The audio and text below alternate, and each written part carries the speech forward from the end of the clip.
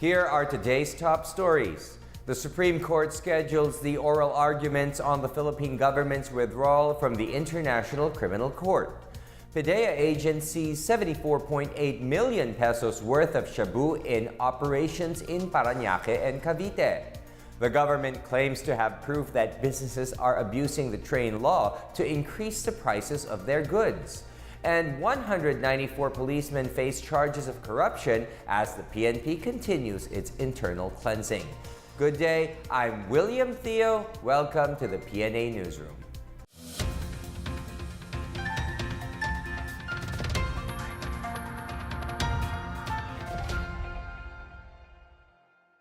The Supreme Court is opening the oral arguments on the petition to invalidate the withdrawal of the Philippine government from the International Criminal Court or ICC. More on this from Benj Bondok.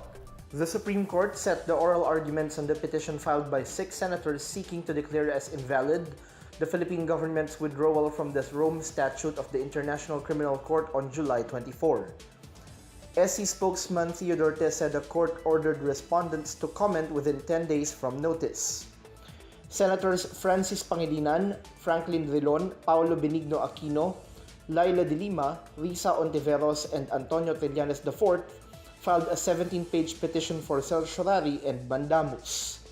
Named respondents were DFA Secretary Alan Peter Cayetano, Executive Secretary Salvador Medialdea, UN Ambassador Teodoro Locsin Jr., and Chief Presidential Legal Counsel Salvador Panelo. The petition states that under the 1987 Constitution, entering into treaty or international agreement requires concurrence of at least 2/3 of all the members of the Senate. The lawmakers also seek to notify the UN Secretary-General that the Philippines is revoking the notice of withdrawal that it received last March 17. The diplomatic note stated that the decision to withdraw is the Philippines' principled stand against those who politicize and weaponize human rights. In withdrawing its membership from the ICC, the petitioners claimed that the respondents committed usurpation of legislative powers. On March 14, President Duterte announced the Philippines' withdrawal of its ratification of the Rome Statute, a UN treaty creating the ICC. Duterte cited the attacks against him and his administration as the reason for his withdrawal as a state party. This came after ICC Special Prosecutor Fatou Bensouda began a preliminary examination on the alleged human rights violations amid the administration's intensified war on drugs. For the PNA Newsroom, I'm Benj Bondok. The Supreme Court orders the Office of Solicitor General to comment on the motion for reconsideration filed by ousted Chief Justice Maria Lourdes Sereno against the quo warranto petition which nullified her appointment as Chief Magistrate. SC spokesman Theodore says the Solicitor General is given 5 days from notice to give his comment. The court is then expected to rule on Sereno's motion for reconsideration also within this month upon the return of its Ponente, Associate Justice Noel Tiham, who is currently on leave. Meanwhile, Jojo Lacanilao, one of Sereno's spokespersons, says that they are just encouraged that the justices are open to appreciate new arguments, facts, and matters regarding the May 11 decision. Lacanilao says the constitutional design requires respect for the Senate's exclusive power to remove impeachable officials and for the stability of the tenure of public officials. Sereno had insisted that the nullification of her appointment through quo warranto was in violation of her right to due process. Operatives of the Philippine Drug Enforcement Agency have seized 74.8 million pesos worth of suspected shabu in separate operations in Parañaque City and Cavite. PDEA Director General Aaron Aquino also announced the arrest of 4 suspects identified as Dolores Lintag, Melchor Corocoto, Daniel de la Cruz, and William de la Pizza. Aquino said the suspects were arrested during the operations on Monday by joint operatives of PDEA Regional Office 3, NCR, Region 4A, and Bureau of Customs. The delivery operation stemmed from a call received from Customs regarding suspicious packages reported from a freight forwarding service at the Clark Freeport Zone. Samples from the packages tested positive for methamphetamine hydrochloride. The packages were placed under surveillance for 2 days. PDEA teams then held operations in Parañaque and Cavite, where the packages were dropped off. The suspects will be facing charges for violation of importation of dangerous drugs. President Duterte supports the Senate's plan to construct its own building. Duterte says he has no objections with the Senate building its new home in Bonifacio Global City in Taguig. He urged that the new building should be spacious with enough parking space. The current Senate building occupies an area inside the GSIS compound in Pasay City. Last November, 14 senators voted in favor of relocating the Senate to Taguig. Senator Panfilo Lacson, meanwhile, announced that Los Angeles-based AECOM will do the architectural design of the iconic Senate building. The Philippine National Police thanks the members of the local community for helping in the arrest of the suspect in the murder of Assistant Special Prosecutor Madonna Joy Tanyag. Tanyag was killed in a robbery inside her vehicle along Visayas Avenue in Basra, Quezon City. The suspect, identified as Angelito Avenido Jr. alias Moy Moy, was arrested in hot pursuit operations. PNP Chief Oscar Albayalde praised the Quezon City Police for their immediate arrest of the suspect. He says Avenido was identified through CCTV footages and confirmed by witnesses in the area. Albayalde denies that Avenido was a fall guy based on the testimony of a witness to whom he boasted of the crime. He clarified that the suspect tried to evade arrest, which led to the injury seen on his face. Aside from being involved in Basagcoche, the suspect was imprisoned for 10 years for illegal drugs. He also tested positive for drugs after his arrest. Still to come, the government claims to have proof that businesses are abusing the train law to increase the prices of their goods. 36 private and state universities in Bicol region are set to raise their tuition this school year. These and more when the PNA Newsroom continues.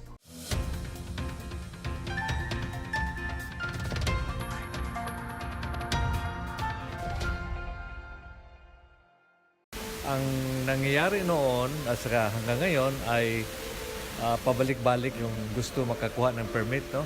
License to start a business. Ngayon, kung mapasa na itong Ease of Doing Business Bill into a law sa signatura ng Presidente, ma-minimize na yung mga delays.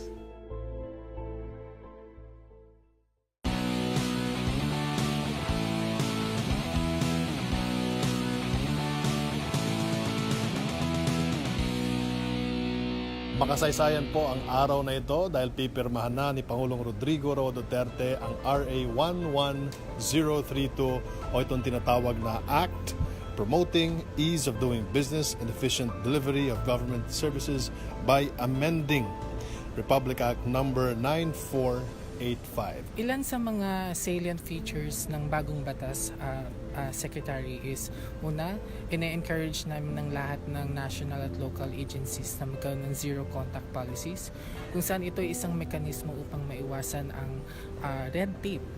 Kasama rin dito ang pagtatayo natin ng isang central business portal kung saan ito ay hindi na may hirapan ang bawat business sector sa pagpaparehistro ng kanilang mga negosyo.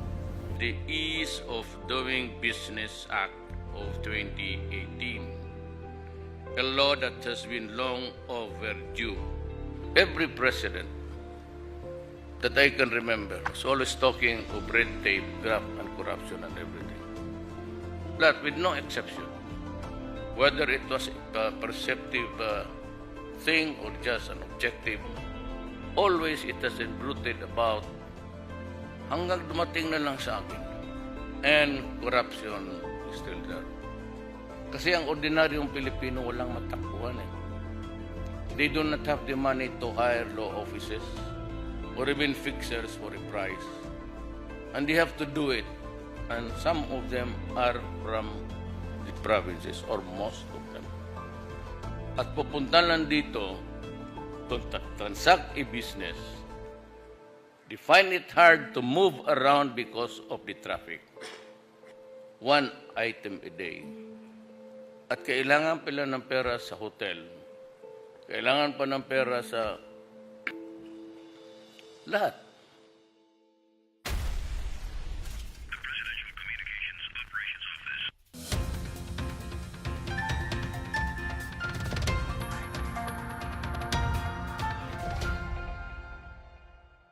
The Department of Finance reiterates the government's warning to businesses not to use the tax reform law as an excuse to jack up their prices. More on this from Miguel Hill. The government claims to hold evidence that certain businessmen are using the train law as an excuse to increase the prices of their goods. Finance Assistant Secretary Tony Lambino reported this amid the 4.6% inflation rate recorded this May. Lambino says the Departments of Trade and Industry and Energy are monitoring what they noted as unwarranted price increases. He urged businesses to stop making unfair price adjustments by using the added excise taxes imposed by the train law as an excuse. The DTI earlier said the train law translates to only 0.4% increase in the prices of goods. An increase of all players by a particular product above the justifiable price will be investigated for possible collusion. For the PNA Newsroom, I am Miguel Hill. The increase in inflation last May has nothing to do with tax reform, according to the National Economic Development Authority, or NEDA.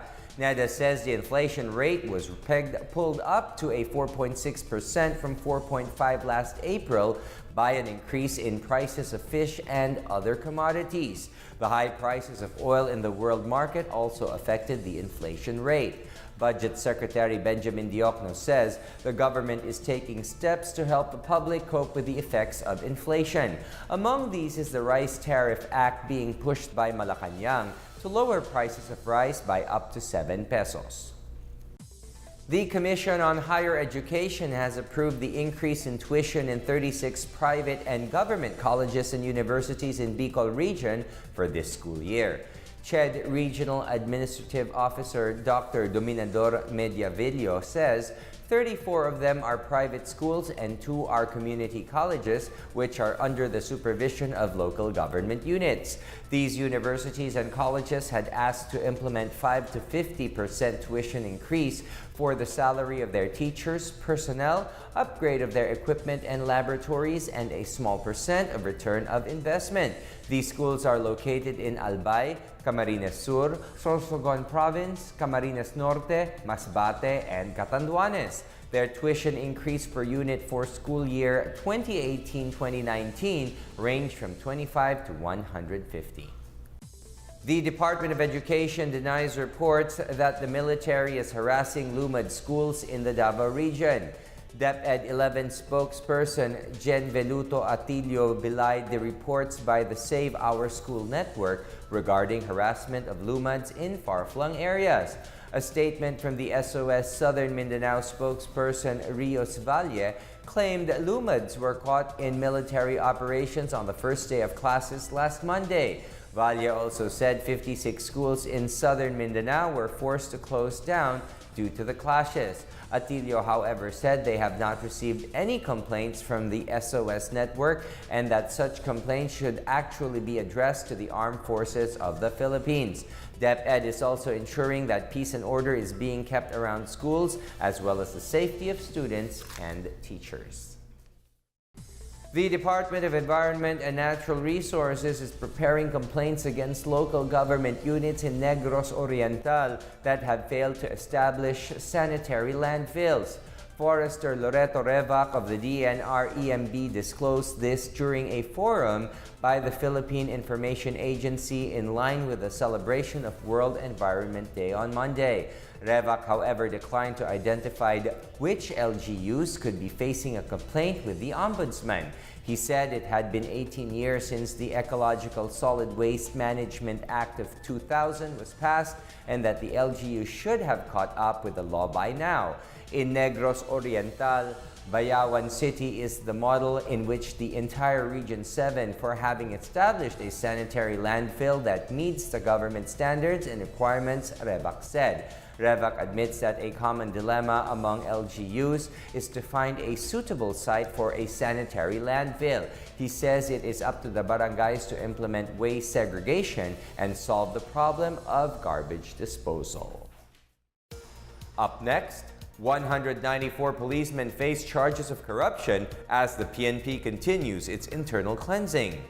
A museum in Manila showcases environment-friendly artworks made with nutshells. These and more when the PNA Newsroom returns.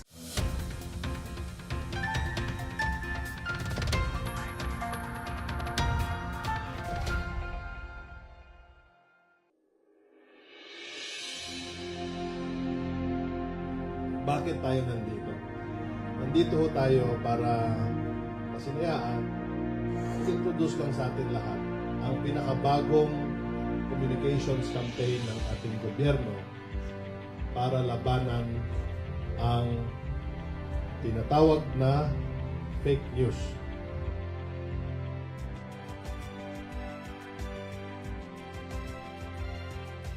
This is our flyer for the adults. So, nakalagay sa loob, sa labas muna, dismiss this information, tapos sa loob, think before you share, stop the spread of fake news. Tapos ang meaning ng disinformation. The meaning is, disinformation is information that is false with the intent to mislead. It is wrong to share or spread this type of information. And it is very important na sa tanang aspeto sa trabaho, pag-abot sa public information, we should be very much connected with our counterparts on the ground, beginning with the local government units, ang atong mga estudyante, mga youth organizations, mga partners, no? Mga kasundaluhan, kapulisan, mga teachers, mga civil society organizations, because we believe that this is the only way to change the public information landscape in the country. But you know what? That paper or that flyers of yours right now is very, very important. Kahit pa mawala niyo yan, malaman nyo lang, no, kung paano mag-dismiss ng disinformation. Dahil pag meron ka nito, you can actually save lives, di ba? You can actually save yung mga panlilin lang ng mga ibang gustong mag-disinform ng community. And at the same time, pag meron kayong ganyan at alam niyo yung knowledge, you can actually influence others as well doing this anti-fake news, anti-disinformation. This will be a big campaign. And it will be a campaign na partnership tama, mga youth, kabatanon. That is why we have this organization that we are also promoting called Youth for Truth.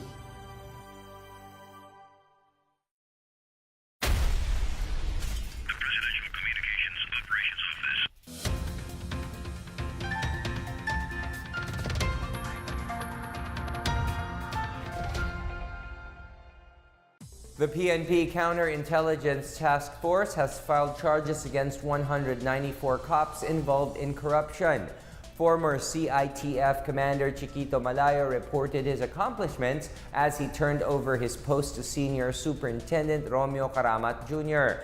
Based on data from the CITF, 82 of the policemen, which include commissioned and now commissioned officers, were charged without being arrested. 74 cops were arrested before being charged, while 38 others are facing administrative charges. PNP Chief Oscar Albayalde earlier said he will intensify internal cleansing within the PNP's ranks. 25 cops have been charged with corruption since he took office. The Police Regional Office Cordillera has condemned the ambush by members of the New People's Army, where one cop was killed while 9 others were injured. Armed terrorists attacked the Regional Mobile Force Battalion 15 at Mount Sipitan in Sagada Mountain Province. The lone fatality was identified as PO2 Henry Dion. Procorps Director Rolando Zambale Nana says security forces were holding operations to stop the extortion activities of the NPA when the encounter happened. Nana has ordered local police chiefs and officials of local government units to intensify security and report any suspicious individuals. Southeast Asia's participation in the International 8 Dota tournament is already assured with the entry of Filipino-led team Mineski. The team will join Dota 2's grandest stage again after 7 years by securing a direct invite on Monday night. The team, led by Filipino Michael Ross and Malaysian Chai Yifeng, however, needed some help from two of their fellow quintets in the upper bracket of the Super Major. Mineski entered the tournament only needing to make it at least to the lower bracket semifinals to assure the T18 seat. However, on Monday night, Liquid relegated TNC to the lower bracket following a 2-0 sweep of their upper bracket quarterfinal series, while Secret sent Optic to the win-or-go-home zone with a 2-1 win in another tie. Mineski is taking on LGD in another upper bracket quarterfinal battle. On the other hand, the all-Filipino TNC squad takes on VGJ Storm on Wednesday in the second round of the lower bracket playoffs. Fans of indigenous art are set to go nuts as the Museo ni Apolinario Mabini in Manila opens an exhibit of environment-friendly artworks made with nutshells. More on this from Maricor Zapata. To celebrate the Philippine Environment Month, the Museo ni Apolinario Mabini in Santa Mesa, Manila has launched its first exhibition featuring artworks made of coconut shells, and it's dubbed a Bao Nut Art Exhibit. Museum curator Rosana Misola says most Filipinos think it's only the Philippine Independence Day that comes in the month of June. But now, the museum wants to make people aware that it is also the month when the country celebrates the environment. Misola says the exhibit shows the versatility of the coconut nut as an art medium. For painting, it serves as a fantastic canvas and can come way cheaper than the usual media available in the market. The exhibit, which opened Friday, showcases the classic paintings of freelance artist Bernadette Solina Wolf, bearing a Filipiniana theme. The exhibit specifically displays 21 nutshells painted with images of Philippine birds, games, indigenous people, and sea creatures. Misola says the items in the exhibit are also on display in other art hubs, such as the Ayala Museum, the Museum of Political History in Bulacan, and the Emilio Aguinaldo Museum in Cavite. The Nut Art exhibit is open to the public for free. It's just beside the entrance staircase of the Bahay ni Apolinario Mabini in Santa Mesa, Manila.